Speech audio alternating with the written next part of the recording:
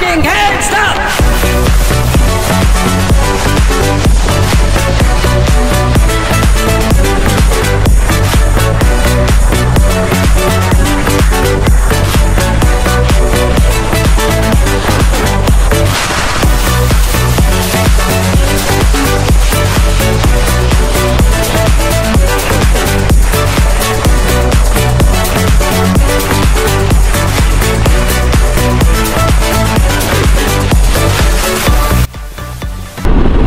Ayun, good morning, good morning.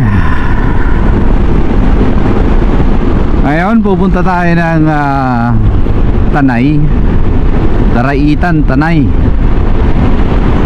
Dahil may pupuntahan tayong isang property doon na binibenta. Titingnan lang natin yung location kung maganda ba.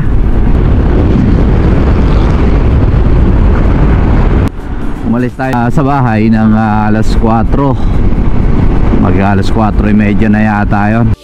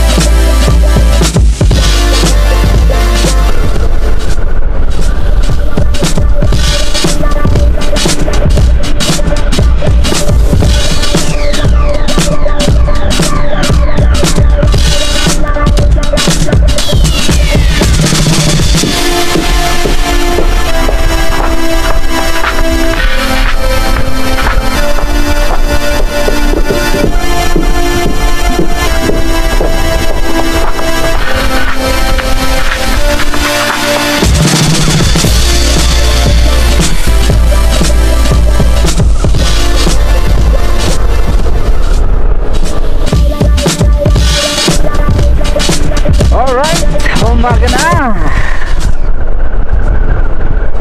pumutok na ang haring araw at andito na tayo sa lugar ng kung saan maraming banking. Alright,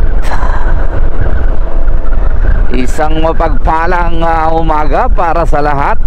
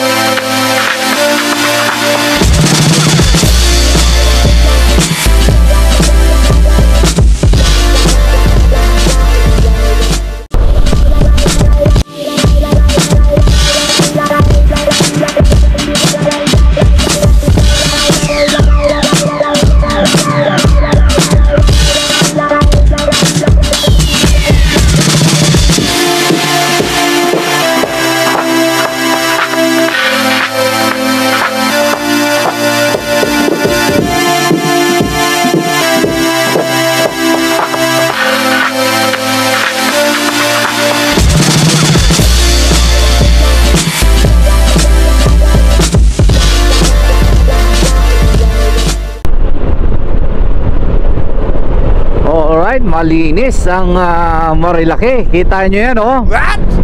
Ito yung mga tambayan namin dati. Oh no! Pero ngayon ay kita natin malinis na malinis yung area, ano? Wow! Yes! Hindi natin malaman kung Sabado ngayon or dahil nga alam ba Sabado may pasok pa yung karamihan, no?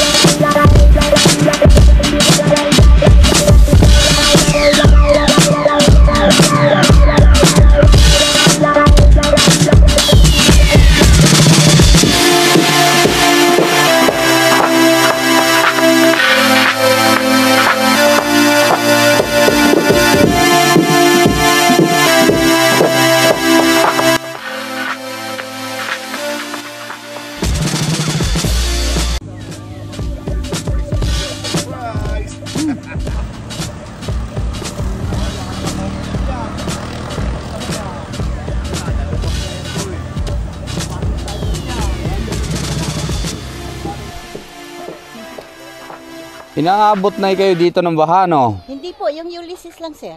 Ulysses lang. Opo. Simula na nandito. Ano to? Buhangin ba ito o lupa? Ano So putik siya, no? Kaya pag nagpasimento ng bahay, pwede na kumuha ng graba dyan. Oo. Ito yung maganda rito eh. Kapag Simento na lang at bakal ang bakal. graba dito na. Allowed ba? Allowed? Opo, basta dito sa rin. Huwag lang ilimpa. Mm. Sila nga kumukuha, Mahal din kasi dinadala. ang graba pag in-order mo sa... Swerte, oh. Bayabas. Naunahan pa ako ng bird. Oo, kinain na nga ng ibon eh. Inunahan ako. Maglalagyan ko ng upuan dito, sir. Dito na kayo para sariwa ang namin. Tingin ko ron sa video, mababa siya. Mataas pala, no? Ay, sige po. Para ano po yung test. Sige na, nagabala pa kayo. Okay lang po. Actually, ang bentahan talaga ng property rito, especially di sa mga wholesale, no? Wholesale na kasi yan eh. Mostly nasa 50 pesos per square meter dito.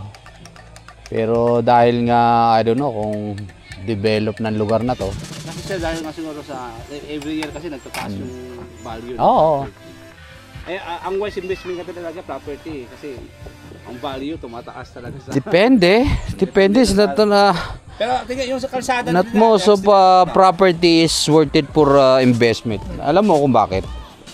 Bibili ka million. For example 1 million. Invest ka. Katulad ng ganyan, invest ka, bili mo na tinayuan mo ng bahay, gastos na yan eh. Then how many years bago siya kumita? Hindi mo siya masasabing ang property tumataas yung lupa, of course, pero napakaliit lang. Saka ang hirap magbenta. Hirap. Pero yung...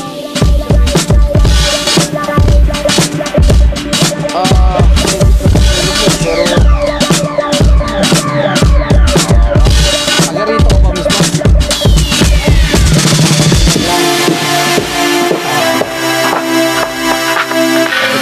Tapos ng election, so nalagpasan na siya, magbibilang ulit siya ng ilang taon niya. Yan, parang yung mga yan, kalsada niya. Ano yan? Government, kumikilos lang yan pag may election.